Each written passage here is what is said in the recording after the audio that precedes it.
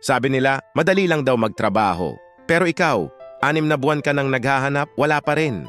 Lagi nating naririnig mula sa mga nakakatanda o sa ibang tao, mag-aral ka lang ng mabuti tapos trabaho na agad. Parang ang simple-simple lang, di ba? Isang straight na linya lang mula graduation hanggang sa unang sahod.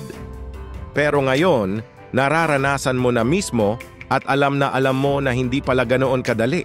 6 na buwan ka nang walang tigil na nagsusumiti ng resume.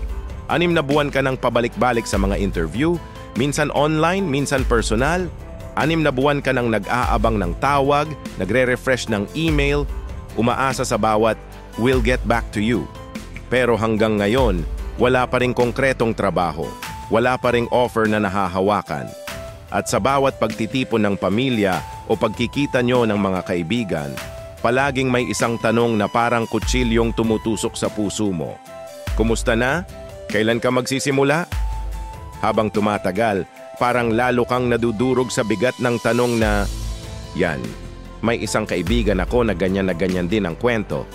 Tawagin na lang natin siyang si Ana. Si Ana, graduate with honors, masipag, at talagang porsigido. Bawat linggo, walang palya, nagpapadala siya ng sandamakmak na applications. Minsan, maswerte at nakakakuha ng interview. Pero pagkatapos noon, wala nang balita, walang follow-up. Para siyang laging nasa waiting game na hindi niya alam kung kailan matatapos. Dumating sa punto na napuno na siya. Nagtanong siya sa sarili niya habang umiiyak. Ako ba ang may problema? May mali ba sa akin? Baka hindi ako sapat? Baka kulang ang kaalaman ko? Pero ang totoo, hindi siya ang problema. At ikaw, hindi ikaw ang problema. Ang totoo niyan, ito ang realidad ng isang oversaturated na job market. Libo-libo kayo na sabay-sabay na naghahanap ng trabaho.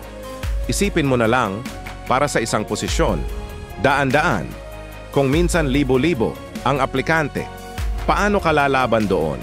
At aminin natin, minsan, hindi rin patas ang laban. Hindi lahat may connection or backer. Hindi lahat may kakilala sa loob ng kumpanya. Hindi lahat may fallback or safety net na sasalba sa kanila. Kaya yung 6 na buwan mong paghahanap, hindi iyon nangangahulugang tamad ka o nagpapabaya. Ang ibig sabihin lang niyan, mahirap talaga ang laban ngayon. Matindi ang kompetisyon. Pero gusto kong tandaan mo ito. Ang 6 na buwan mong paghahanap ay hindi nasayang na panahon.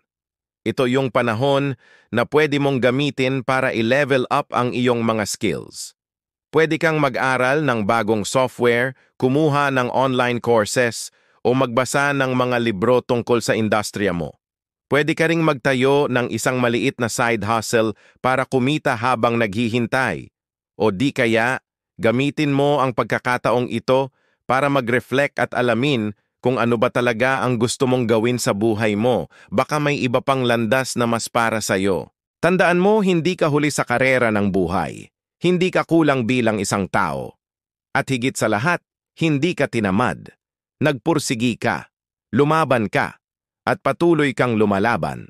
Kaya sa susunod na may magsabi sa'yo na madali lang magtrabaho, ngitian mo na lang sila. Isipin mo sa sarili mo, oo, siguro madali para sa kanila, pero para sa iba, para sa atin, masakit at mahaba ang proseso at okay lang yon. Dahil sa dulo ng lahat ng ito, mas matatag ka, mas matalino, at mas handa para sa tamang oportunidad na darating para sa'yo. Ikaw ba? Gaano ka nakatagal naghahanap ng trabaho? Share mo naman ang kwento mo sa comment section. At kung nakaka-relate ka, huwag mong kalimutang i-follow ang Aftergrad PH para sa mas marami pang real talk at kwentuhan na tulad nito. Maraming salamat sa panonood.